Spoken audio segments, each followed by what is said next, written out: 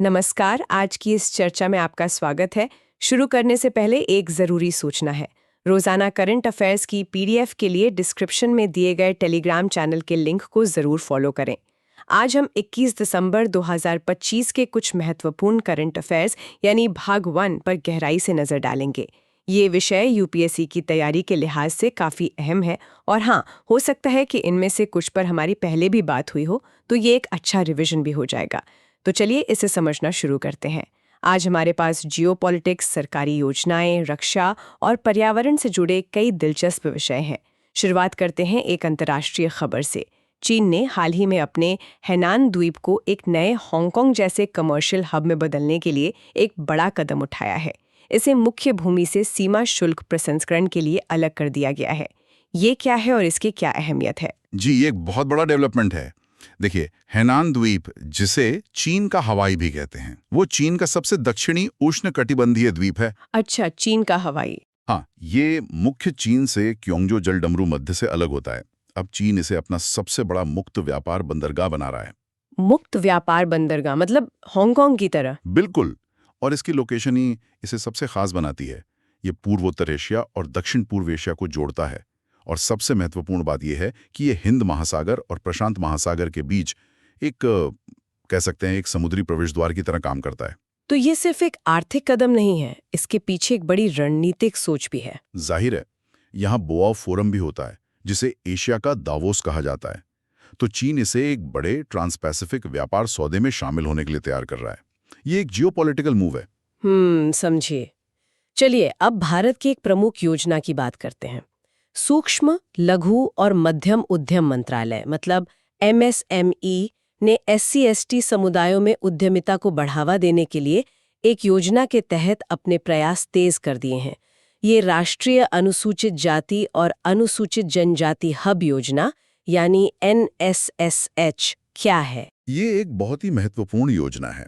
इसका मुख्य लक्ष्य सिर्फ लोन देना नहीं है, बल्कि एससी/एसटी उद्यमियों की क्षमता बढ़ाना और उनमें एक उद्यमिता संस्कृति को बढ़ावा देना है। उद्यमिता संस्कृति मतलब एक पूरा इकोसिस्टम बनाने की कोशिश है। जी, और इसे लागू करने वाली एजेंसी है राष्ट्रीय लघु उद्योग निगम लिमिटेड, यानी एनएसआईसी। इसका एक बहुत बड़ा प्रावधान है। जो पब्लिक प्रोक्योरमेंट पॉलिसी है, उसके तहत ये अनिवार्य है कि केंद्रीय मंत्रालयों और सरकारी कंपनियों की कुल खरीद का 4% एससी/एसटी उद्यमियों से ही होना चाहिए। अच्छा, 4%। ये एक बड़ा लक्ष्य है। हाँ, और ये योजना उसी लक्ष्य को पाने में मदद करती है। ये उद्यमियों को वित्तीय सहायता देती है, लोन तक पहुंच आसान बनाती है और साथ ही स्किल डेवलपमेंट और कैपेसिटी बिल्डिंग पर भी फोकस करती है। मतलब ये एक कंप्लीट पैकेज है, सिर्फ पैसा नहीं बल्कि पूरी हैंड होल्डिंग। बिल्कुल। यहाँ कुछ वाकई दिलचस्प हो रहा है। अब अंतरिक्ष क्षेत्र की बात करते हैं। भारतीय राष्ट्रीय अंतरिक्ष संवर्धन और प्राधिकरण केंद्र IN स्पेस ने अंतरिक्ष प्रयोगशाला स्थापित करने के लिए एक प्रस्ताव जारी किया है। ये सुनने में बहुत भविष्यवादी लगता है। और ये है भी। ये भारत के चुनिंदा शैक्षणिक संस्थानों में अत्याधुनिक मतलब state of the art space labs बनाने की एक अनूठी पहल है।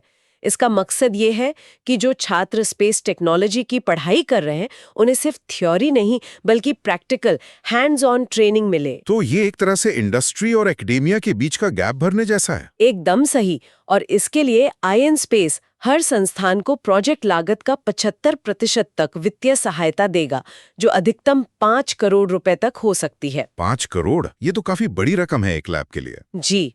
और एक और दिलचस्प बात यह है कि देश के अलग अलग क्षेत्रों में संतुलन बनाने के लिए हर जोन में एक प्रयोगशाला स्थापित करने का प्रस्ताव है। तो इसका फायदा पूरे देश को मिलेगा। हाँ, और ये प्रयोगशालाएं सिर्फ छात्रों के लिए नहीं, बल्कि जो गैर सरकारी संस्थाएं हैं, मतलब प्राइवेट स्पेस कंपनियां, उनके उपयोग के लिए भी उपलब्ध होंगी।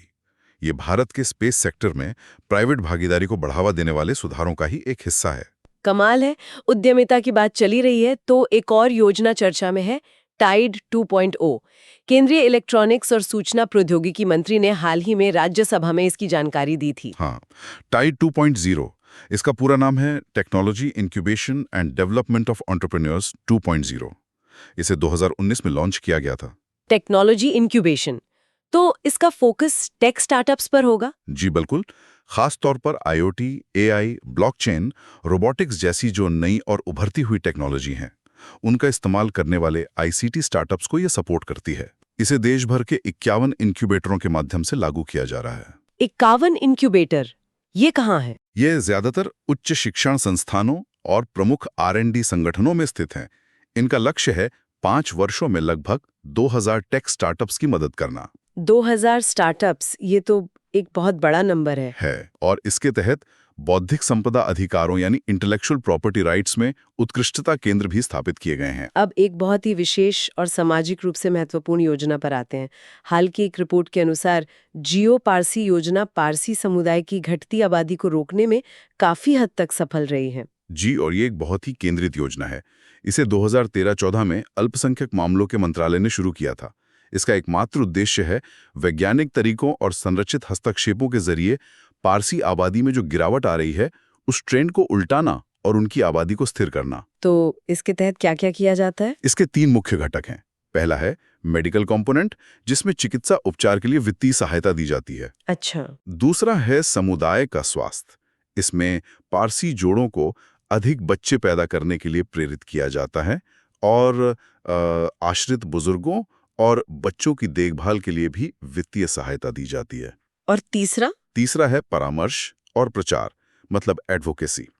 इसमें जोड़ों के लिए काउंसलिंग सेशंस होते हैं, आउटरीच कार्यक्रम होते हैं और सोशल मीडिया का इस्तेमाल करके जागरूकता फैलाई जाती है। तो ये एक बहुत ही समग्र दृष्टिकोण है। हाँ, और इसे राज्य सरकारों और पारसी संस्थानों की मदद से लागू किया जाता है, जिसमें लाभार्थियों को सीधे DBT के माध्यम से सहायता दी जाती है।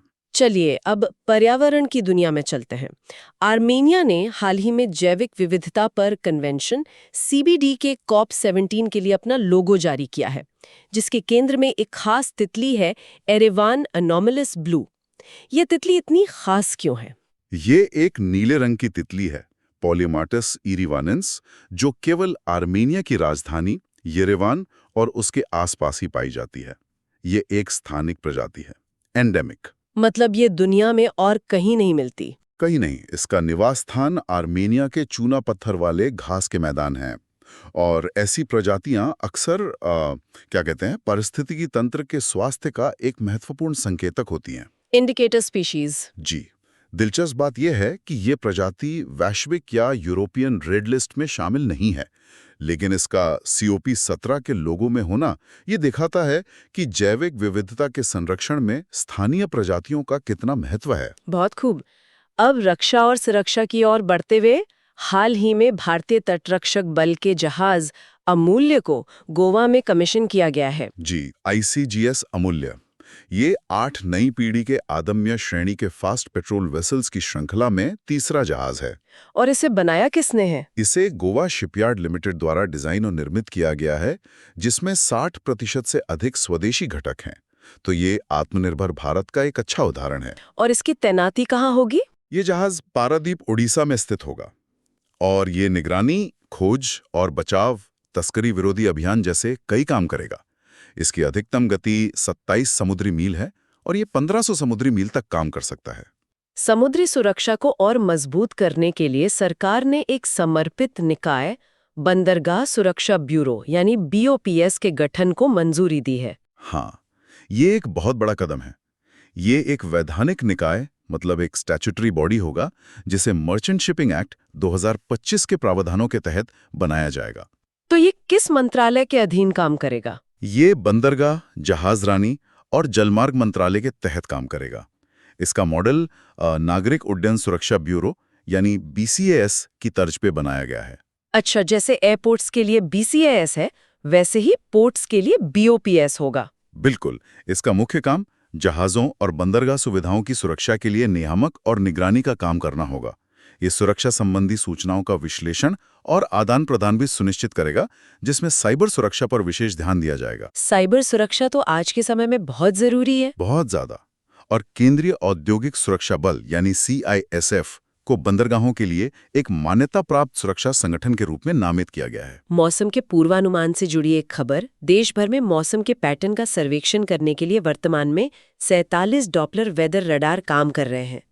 ये रडार काम कैसे करते हैं? देखिए, इसका मूल सिद्धांत है डॉपलर प्रभाव। रडार एक ऊर्जा बीम मतलब रेडियो तरंगे भेजता है। जब ये बीम वायुमंडल में किसी वस्तु से, जैसे बारिश की बूंदों से टकराती है, तो ऊर्जा वापस रडार तक परावर्तित होती है। ओके। अब वापस आने में लगे समय से वस्तु की दूरी का पता चलता है, और डॉपलर प्रभाव से यह पता चलता है कि वो वस्तु रडार की तरफ आ रही है या उससे दूर जा रही है। तो इससे बादलों की गति और बारिश का अनुमान लगता है? जी, ये लगभग 500 किलोमीटर के क्षेत्र में मौसम प्रणालियों का पता लगा सकता है, और इसके अलग अलग बैंड के अलग अलग उपयोग होते हैं।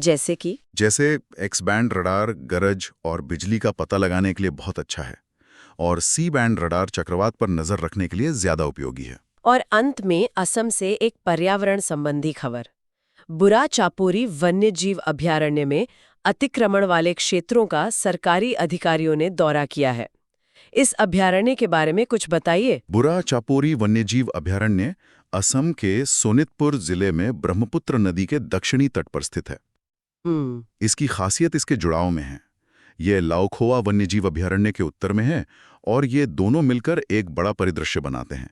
और सबसे जरूरी बात यह है कि इन दोनों को 2007 में काजीरंगा टाइगर रिजर्व के बफर जोन के रूप में अधिसूचित किया गया था। बफर जोन मतलब ये काजीरंगा के लिए एक तरह का सुरक्षा कवच है? बिल्कुल।